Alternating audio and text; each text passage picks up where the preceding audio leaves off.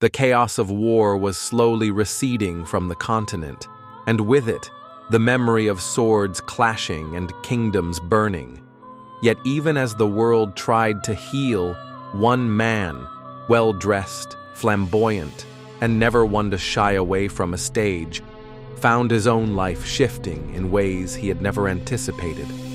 Dandelion, bard, poet, troubadour, and eternal seeker of applause, discovered that his greatest ballad might not be sung to crowds in taverns or to noble courts, but whispered in quiet evenings, beside a woman whose voice had once enchanted him as surely as any spell. Priscilla. Her name became the refrain of his later years.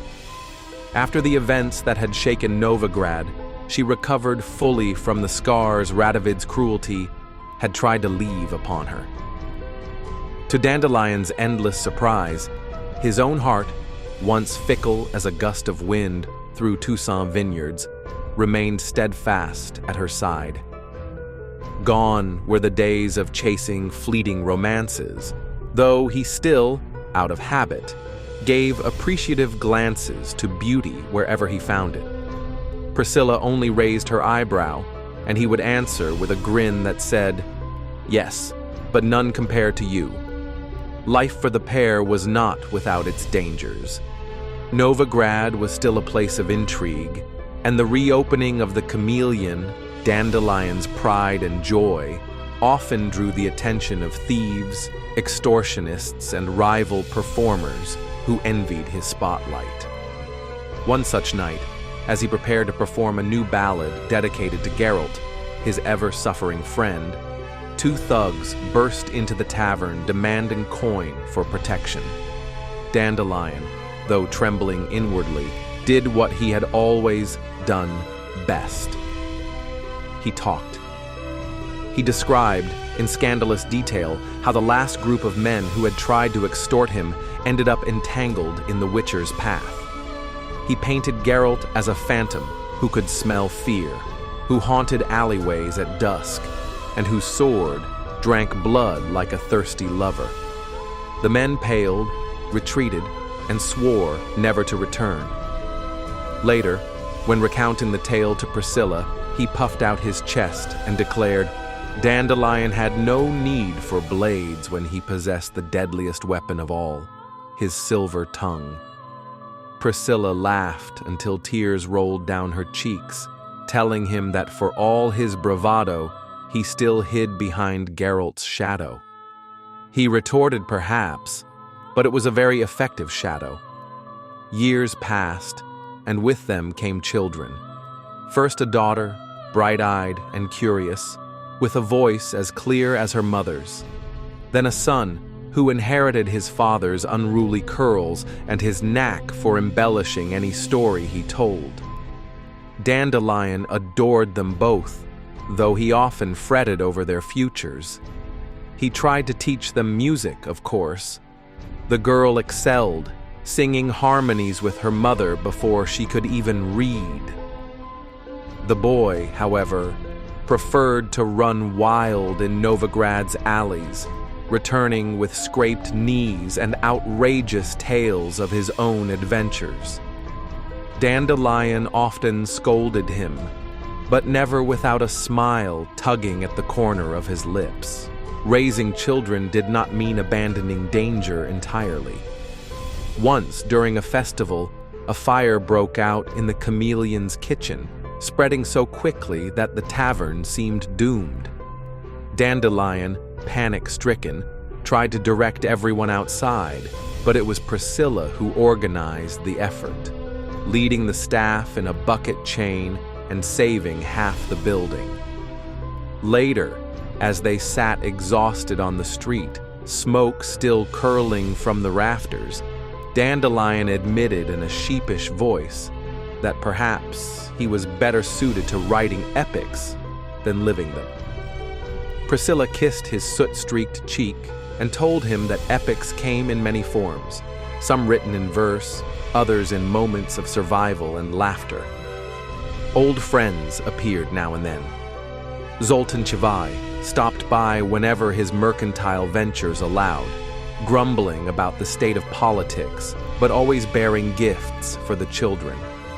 Regis, ever mysterious, appeared once, speaking little, but leaving behind a rare wine whose taste lingered in memory long after the bottle was gone. But Geralt?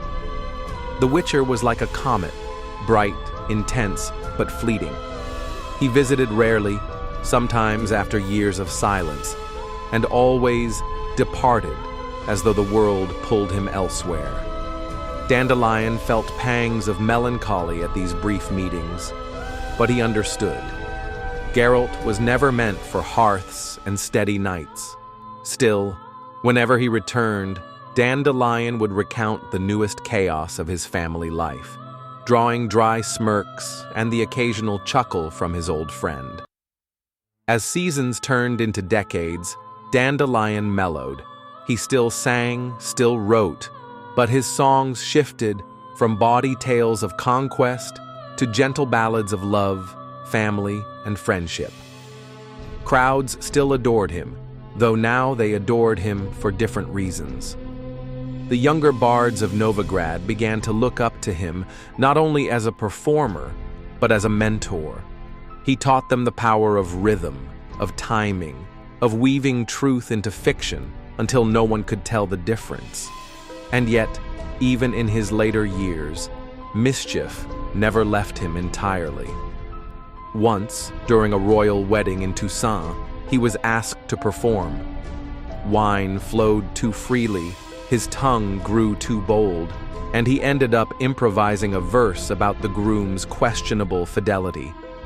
It caused a scandal, nearly earned him banishment, but somehow, thanks to Priscilla's careful diplomacy, he left the duchy not only unpunished, but showered with gifts. She later scolded him for his recklessness, but the twinkle in her eye betrayed her amusement. When age finally caught up with them, Dandelion and Priscilla withdrew from Novigrad's bustle. They moved to a countryside manor gifted by a grateful noble, where evenings were filled with song and the laughter of grandchildren. Dandelion's hair turned silver, his voice grew softer, but when he sang to Priscilla under the stars, it was as if decades melted away. He often joked that death itself would hesitate to silence him, fearing that Dandelion would compose an unflattering ballad about the afterlife. Priscilla only shook her head, saying that if anyone could charm death, it would be him. The end came quietly, not with drama or tragedy, but with peace. One morning, after a night spent recounting old tales to his grandchildren, Dandelion simply did not wake. A lute rested by his bedside, and a half-finished ballad lay on his desk, its last lines unreadable but brimming with life. Priscilla mourned him deeply, yet with the dignity of someone who knew their love had been a story worth every verse. She kept his songs alive, teaching them to their children and their children's children, until Dandelion's legacy spread far beyond Novigrad's streets. In taverns across the continent, his name endured.